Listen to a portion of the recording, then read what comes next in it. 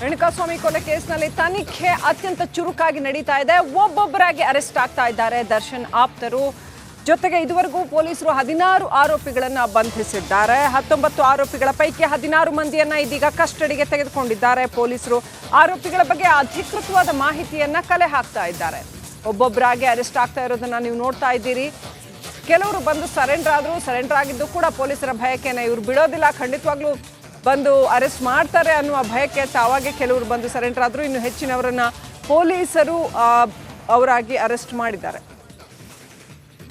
ಅತ್ಯಂತ ಅಧಿಕೃತವಾದ ಮಾಹಿತಿಯನ್ನ ಈ ಆರೋಪಿಗಳ ಬಗ್ಗೆ ಕಲೆ ಹಾಕ್ತಾ ಇದ್ದಾರೆ. ಮೊದಲೇ 4 ಬಂದು ಶರಣಾಗಿದ್ರಿಂದ ಅಲ್ಲಿಂದಾನೇ ತನಿಖೆ ಆರಂಭ ಆಯಿತು. ಅವರು ಇನ್ನಷ್ಟು ಜನರ ಹೆಸರನ್ನ ಬಾಯ್ಬಿಟ್ರು. ಹೀಗೆ ತನಿಖೆ ಮುಂದುವರಿತಾ ಇದೀಗ 16 ಜನರನ್ನ ಅರೆಸ್ಟ್ ಮಾಡಲಾಗಿದೆ.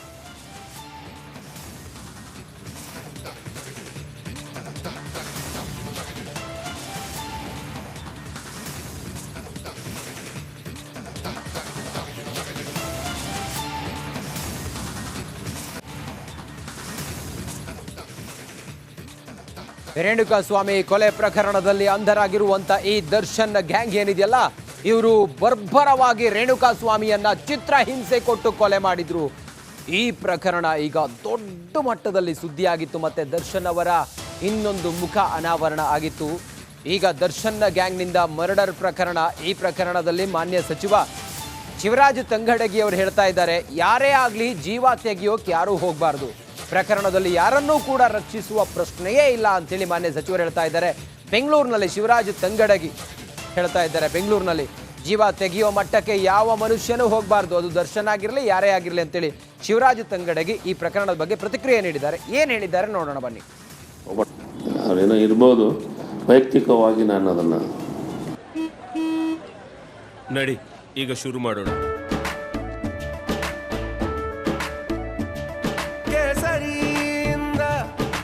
ಮನೋಲ್ಲಾಸ ಮನಸ್ಸು ಮತ್ತೇರಿ ಕುಣಿದಾಡಿದೆ ನೋಡು, ಮನಸ್ಸು ಮತ್ತೇರಿ ಕುಣಿದಾಡಿದೆ ನೋಡು. ಕ್ಷಣ ಕ್ಷಣವೂ ಆಚರಿಸಿ ಕೇಸರಿ ಹಬ್ಬ. ವಿಮಲ್ ಬಾಯಲ್ಲಿ ಹೇಳಿ ಕೇಸರಿ. ಇಷ್ಟಪಡಲ್ಲ, ಯಾಕಂದರೆ ಜೀವತೆಗೆ ಮಟ್ಟಕ್ಕೆ ಯಾವ ಮನುಷ್ಯನು ಹೋಗ್ಬಾರ್ದು. ಅದು ಗೊತ್ತಿಲ್ಲ ಹೆಂಗೆ ಹೋಗಿದೆ, ಏನು ಹೋಗಿದೆ, ತನಿಖೆ ಆಗ್ತದೆ, ಯಾರು ಮಾಡಿದ್ದಾರೆ, ಏನಾಗಿದೆ ಅದು ಗೊತ್ತಾಗುತ್ತೆ.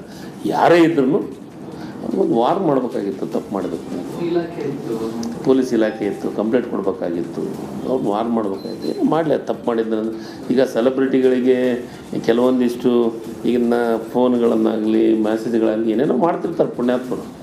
ಸ್ವಲ್ಪ ಕೂಲ್ ಕಾಮಾಗಿ ಮಾಡ್ಬೇಕು, ಯಾಕಂದರೆ ಅನಿವಾರ್ಯ ಅಂಥ ಜೀವನ ಬದುಕಿನಾಗಿರೋ ಹೊತ್ನಾಗ, ಸಾರ್ವಜನಿಕ ಬದುಕಿನಾಗಿರೋ ಹೊತ್ನಾಗ ಸಣ್ಣ ಪುಟ್ಟ ಬರೋದು. ಅದಕ್ಕೆ ಕಾನೂನಿದೆ, ಪೊಲೀಸ್ ಇದೆ, ಡಿಪಾರ್ಟ್ಮೆಂಟ್ ಇದಾವೆ, ಒಂದು ಕರೆದು ವಾರ್ನಿಂಗ್ ಮಾಡಿ ಕಳಿಸ್ಬೋದಾಗಿತ್ತು. ಆದರೆ ಏನೋ ಏನಾಗಿದೆ ಅಂತ ನನಗೆ ತನಿಖೆ ಒಳಗೆ ಗೊತ್ತಾಗುತ್ತೆ. ಆದರೆ ಏನಾಗಿ ಯಾವ